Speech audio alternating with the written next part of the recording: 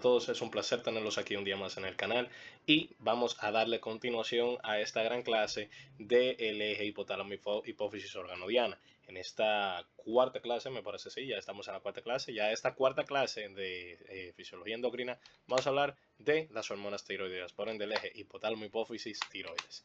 Es importante saber que la tiroides es una glándula que vamos a encontrar en la región cervical, justamente debajo del cartílago que lleva su mismo nombre, cartílago tiroides, que el nombre tiroides viene del vocablo griego de que la palabra tiro es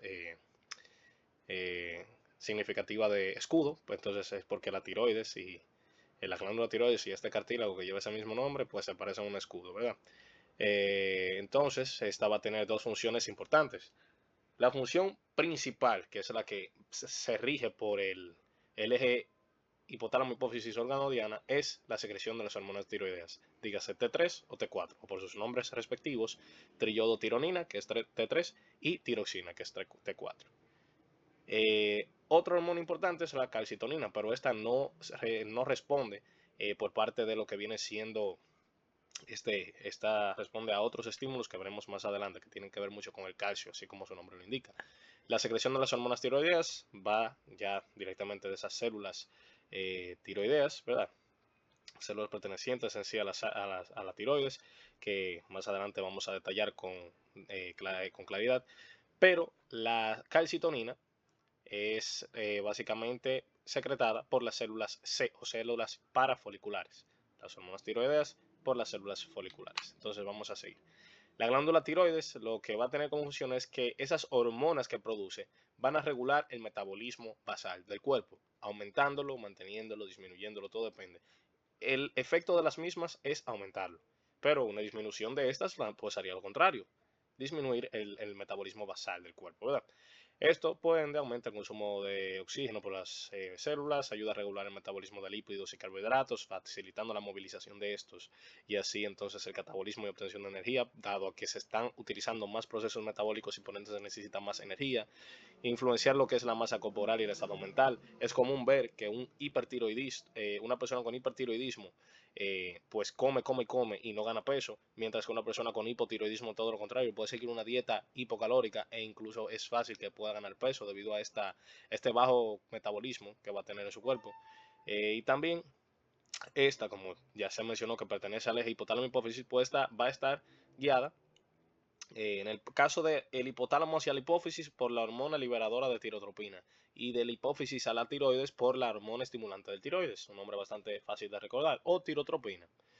Esto, pues bueno, como su nombre lo indica, va a estimular la tiroides para liberar estas hormonas tiroideas, T3 y T4. Aquí podemos ver la tiroides, vemos que es una glándula bilobulada que tiene tres porciones, tiene un lóbulo izquierdo, un lóbulo derecho y un istmo. En algunas personas, pero esto es inconstante, se puede ver un lóbulo piramidal que asciende hacia aquí, hacia al cartílago tiroides. Y bueno, haciendo una vista microscópica, pues podemos ver la unidad funcional que viene siendo el coloide, que es todo esto que vemos aquí. Esa sustancia amarilla que vemos ahí es el coloide, todo es un folículo. ¿Verdad? Todas estas células que vemos aquí, junto con el coloide, forman un folículo. Bueno, vamos a tomar de ejemplo esta, que se ve completo, ¿verdad? Aunque la diferencia está que aquí está inactivo, aquí está activo. Esto viene siendo un coloide, lo del centro, y todo esto viene siendo un folículo. Y entonces, el espacio que se encuentra entre los folículos es el espacio eh, parafolicular, perdón, espacio parafolicular. En ese espacio parafolicular se encuentran esas células parafoliculares que se encuentran, como dice su nombre, al lado del folículo. Las que se encuentran rodando el folículo pues son células foliculares, es decir, las que son propiamente dichas las pertenecientes a la función hormonal de la tiroides, la función guiada por el hormona estimulante de la tiroides. El epitelio que tiene suele, dependiendo de su estado inactivo o activo, pues puede variar de un epitelio plano a un epitelio cúbico. Se dice también que es un epitelio cúbico bajo y que cambia a un epitelio cúbico alto, incluso hasta podría llegar a ser cilíndrico en su estado activo. El coloide es donde se contiene ese producto que se necesita, todas esas hormonas tiroideas almacenadas, ¿verdad? Para poder ser debidamente liberadas. Algo a saber es que todas estas, como bolitas blancas que vemos aquí, vienen siendo lagunas de reabsorción. Esto indica que hay actividad en la glándula tiroides. Fíjense que aquí cuando está inactiva pues están casi prácticamente ausentes, aunque esto es una mera ilustración, pero a nivel histológico se puede diferenciar, ¿verdad?, de una tiroides activa y una inactiva fácilmente. En cuanto a la química de las hormonas tiroideas, pues estas básicamente van a ser son 3 tipos, pero realmente se habla más de 2 y ya, que es T4 y T3. ¿Cuál es el tercero? La T3 inversa, que T3 inversa básicamente es que los yodos que se le colocan, que cabe destacar que estos yodos que vemos aquí que tienen colocadas las hormonas tiroideas, pues son los que van a determinar qué hormona estamos hablando. Si tiene 4 yodos, estamos hablando de una T4. Si tiene 3 yodos, estamos hablando de una T3. Por eso viene el número al lado de la T. ¿Qué pasa? La T3 inversa, entonces se diferencia en la posición de este yodo que vemos aquí abajo. En la T3 normal, vemos que se encuentra en este anillo de benceno. Mientras que en la T3 inversa se encuentra en este, el que está más alejado de la cadena carbonada. Entonces, por eso, ahí podemos diferenciarlo fácilmente. ¿Cuál de estas 3 hormonas es la que tiene mayor actividad a nivel metabólico, la que es más efectiva? La T3. El receptor de la triiodotironina, el receptor para las hormonas tiroideas es más afín a la triiodotironina. Por ende, esta va a tener mayor actividad. No quiere decir que la T4 no tiene actividad biológica. Sí la tiene, pero realmente la más activa es la T3. Es importante saber esto. Ahora, que también es bueno saber que bueno, la T4 se une a sus proteínas de transporte, que ya se mencionó lo que son las proteínas de transporte en videos pasados, son como mini almacenes para almacenar estas, valga la redundancia, estas hormonas. Entonces la T3 se une de una manera más laxa, por ende se puede utilizar más rápido. La T4 no, la T4 se une de una forma mucho más firme y entonces se puede quedar almacenada. A su vez, se produce más T4 que T3, pero principalmente se produce más T4 que T3 debido a que la T4 sirve más que nada, aunque tiene función de aumento de la tasa basal metabólica, la T4 sirve más que nada como un reservorio para formar T3. Más adelante veremos por qué. Bueno, aquí vemos básicamente la química de estas hormonas tiroideas, explicado ya, ¿verdad?, lo que va a ocurrir. Se ingiere algunos 500 microgramos en la dieta. De esos 500 microgramos, 120 van a la tiroides y esta devuelve 40. De estos 120 entonces, de estos 80 que quedaron aquí adentro, pues básicamente estos se liberan, son utilizados para metabolizar y crear T3 y T4. Estas hormonas ya tiroideas, ¿verdad?, viajan al hígado y otros tejidos, son utilizados y básicamente se liberan otros 60 microgramos al fluido extracelular, que es eso que vemos expresado aquí. En la bilis se va a otros 20 microgramos de este yodo que se ha utilizado y en la orina pues ya se pierde todo el restante, ¿verdad?, esos 480 que quedan aquí al final. En esencia, el yodo es bien importante, que es lo que se quiere ya con ese esquema, que se sepa que el yodo es bien importante para la síntesis de estas hormonas tiroideas. Por eso, aunque en la actualidad no se ve mucho, pero está la posibilidad, se puede dar la condición de un bocio tiroideo, que es básicamente una hipertrofia de la glándula tiroides debido a un déficit de yodo. En la actualidad es difícil que ocurra, ¿por qué? Porque primero la dieta moderna lleva bastantes sales yodadas. Toda esa comida rápida, todo lo demás, lleva muchas sales yodadas y es difícil que no se llegue a ese consumo. Muchas veces hasta lo superamos bastante por día. Entonces es complicado que no llegue a cumplirse ese umbral. Pero en ciertas zonas geográficas sí es común ver bocio debido a esta falta en el acceso a la sal yodada. Por ejemplo, las personas que solamente consumen este tipo de sal que es directamente la sal que son esos granos que son bien grandes, que hay que moler, esta sal no es yodada, es simplemente cloruro de sodio. Entonces, por eso, personas que solamente consuman este tipo de sal sí podrían desarrollar el bocio si no tienen otras fuentes, porque incluso hasta el consumo de pescado te puede dar este yodo y otros alimentos. Entonces, en la actualidad es complicado, pero no es que no exista la posibilidad. Entonces, ¿qué esto hace? Que la tiroides siga cada vez tratando de sintetizar más y más y más y más T3 y T4, pero al no disponer de yodo no puede sintetizarla. La hormona estimulante de tiroides nunca recibe esta retroalimentación negativa por parte de la T3 y T4 y al final pues entonces se sigue estimulando constantemente la tiroides y se llega a ese bocio. ¿Cuáles son los principales órganos que captan el yodo? Pues la tiroides y el riñón. Es importante saber esto. Aquí podemos ver cómo ocurre todo a nivel folículo, ¿verdad? Folículo tiroideo. Vemos los tirocitos, las células de la tiroides, y todo se da mediante este cotransportador activo secundario de sodio y yodo, en el cual se entran 2 moléculas de sodio y entra una de yodo. Algo importante a saber es que fíjense que aquí el yodo realmente, aunque no aquí no se está, que me parece que no se está esquematizando, o no sé si aquí esto viene siendo la esquematización de lo que quiero mencionarles, porque en sí no está mencionando la enzima. Pero bueno, el punto es que el yodo va a entrar en su forma, por así decirlo, inactiva, en su forma que no es una forma de ion.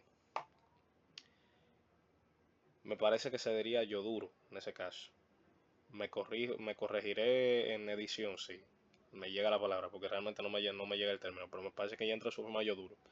Lo que pasa es que luego, eh, gracias a la pendrina, que viene siendo ese transportador que vemos aquí, que entra una molécula de cloro y saca la de yoduro.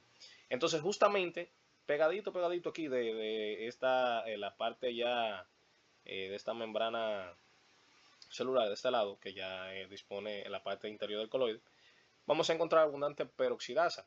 Y la peroxidasa entonces va a hacer el proceso de que el yodo pues el yoduro se vuelva ya en sí yodo. Entonces ese yodo pues ya se puede utilizar para colocarse en cada una de las moléculas que ya se tienen preformadas, ¿verdad? De tirosina. Así se puede formar la triyodotironina o tiroxina. No confundir tirosina con tiroxina, ojo, ¿verdad? Porque la tirosina viene siendo ese sustrato que se está almacenando para formar los precursores de las hormonas tiroideas. Entonces vamos a tener monoyodotirosina y diyodotirosina. La monoyodotirosina y diyodotirosina, entonces si se combina una monoyodotirosina y una diyodotirosina, vamos a tener triyodotironina. Si combinamos una diyodotirosina con tirosina, perdón, con una diyodotirosina, pues entonces va a tener tiroxina. Entonces es importante saber eso. Así que se va a formar. Y por ejemplo, si se preguntan, ¿qué pasa si combinamos una monoyodotirosina con una monoyodotirosina? Vamos a tener una diyodotirosina que se puede combinar luego con una monoyodo o con una diyodo para formar T3 o T4. Sé que es complejo, pero en esencia viene siendo ese el mecanismo. Es importante saber que la deficiencia como el exceso de yodo van a inhibir la función de tiroidea. Ya expliqué la deficiencia. Si no se tiene yodo, este proceso no se puede dar. Entonces nunca ocurre la retroalimentación negativa. Pero si se tiene un exceso también de yodo, pues es contraproducente porque no tampoco va a poderse dar de una forma efectiva todo esto. Algo interesante también a saber es que existen diversas terapias que no son de lo más efectivas siempre, pero son opciones que se utilizan. Por ejemplo, cuando se va a eliminar la tiroides, que se dan tratamientos con yodo radioactivo. ¿Y qué pasa?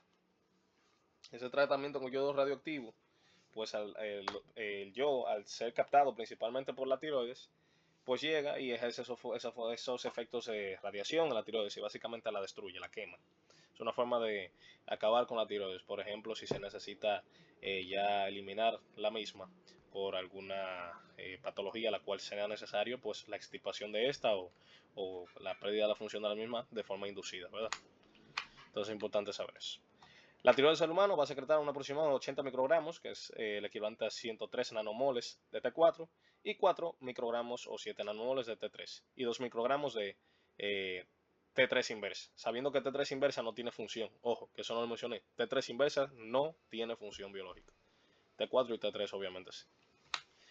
El transporte y el metabolismo, más o menos se lo expliqué, pero para que lo sepan, son relativamente lipofílicas. Su forma libre está en equilibrio con la fracción unidad de proteínas. La forma libre es la activa y la que puede hacer la retroalimentación negativa. También eso se explicó en el video de introducción a la endocrinología. Pero algo que quiero que sepan, estas hormonas son de naturaleza peptídicas, específicamente las derivadas de tirosina. ¿Qué pasa? Se mencionó en ese video que las hormonas que son de estas características normalmente actúan a nivel de la membrana, receptores membranales. Pero T3 y T4 se salen de esta regla porque tienen transportadores que las llevan al interior de la célula para ahí encontrarse con su receptor a nivel nuclear. Ojo, Estas son de las que se salen de esa regla, de las que son de naturaleza de peptídicas. Estas se salen de esa regla. Es importante recordar eso. Sus receptores son intranucleares, con mayor afinidad hacia T3. Recordad eso. Entonces, como ya se dijo, son realmente lipofílicas, relativamente lipofílicas, su forma libre está de equilibrio con la fracción unida proteína, ya todo eso se mencionó. ¿Cuáles son esas proteínas que la transportan? La albúmina, que en los próximos videos vamos a ver que ella está en todas. La albúmina transporta prácticamente de todo. Vamos a tener la transtiretina y la globulina de una tiroxina. Normalmente el 99.98% de la T4 está unida y muy poca T4 se va por la orina, debido a que, si se recuerdan, en el módulo renal dijimos que todo lo que está unido a una proteína, pues en el filtrado glomerular se mantiene unido a su proteína y no llega a formar parte del filtrado, entonces se mantiene en sangre. Eso hace que su vida media sea larga y que se pueda mantener. Importante saber esto. Aquí podemos ver más o menos el porcentaje, ¿verdad?, de ambas, a nivel de que cuántas T4 y T3 se encuentran unidas a cada hormona. Aquí podemos ver una pequeña tabla donde se resumen los diversos estados de el nivel de las hormonas tiroideas. En el caso de un hipertiroidismo vamos a ver que pues, los niveles de T3, T4 van a estar altos. Ahora, ¿qué pasa? Es importante saber algo, que siempre en los estudios de laboratorio vamos a ver que se tiene un nivel de T3 y T4 libre y un T3 y T4 total. ¿Por qué? Porque la T3 y T4 total muchas veces puede salir alta, pero no necesariamente será indicativo de que hay hipertiroidismo. Por ejemplo, en el caso de que haya algún motivo por el que haya mayor cantidad de proteínas de unión, por ejemplo, esas proteínas transportadoras, van a poder captar más estas hormonas, van a mantenerse más tiempo en sangre, van a ver que la T3 y T4 total va a verse aumentada, pero si se mide la T3 y T4 libre va a estar normal. También viceversa, se puede ver que quizás esas concentraciones de esas proteínas transportadoras se disminuyan por acción de quizás algún tipo de catabolismo que disminuya las mismas o algún proceso de inhibición de la síntesis de estas proteínas y que estas básicamente estén bajas. Pero el tiroides sigue produciendo sus hormonas a nivel normal. Lo que pasa es que van a haber menores porciones de estas hormonas ligadas a estos transportadores. Por ende, la proporción va a ser que van a haber un poco más libres, pero van a estar dentro de los rangos normales. En el primer caso que vemos aquí, este es de un hipertiroidismo. Este sí es un estado clínico de hipertiroidismo, en el cual la porción de las hormonas tiroideas totales y libres están altas. Algo también importante a saber es verificar qué tipo entonces de hipertiroidismo o hipotiroidismo estamos hablando. En el caso de que veamos que la hormona estimulante de tiroides, aquí vemos que esta está baja, pero hay niveles altos de T3 y T4, pues entonces estábamos hablando de un problema de hipertiroidismo primario. ¿Por qué? Porque en ese caso es que el tiroides no está respondiendo a la TSH, porque la TSH se está disminuyendo en búsqueda de tratar de corregir el problema, de hacer la retroalimentación negativa. Lo que pasa es que el tiroides ya no responde. Sería un hipertiroidismo primario. El caso de un secundario, ¿cómo sería? Pues bueno, que la TSH esté alta, el T3, T4 también esté alta, y que la hormona liberadora tirotropina esté baja. ¿Qué hace esto? Esto indica que se está dando la retroalimentación negativa, pero la pituitaria, la hipófisis, no está respondiendo. Y en el caso de que fuera terciario, entonces lo que estaría ocurriendo es que todas estarían altas. Todas estarían altas porque tendríamos los factores liberadores estimulando los factores de la TSH y eso estimulando la tiroides.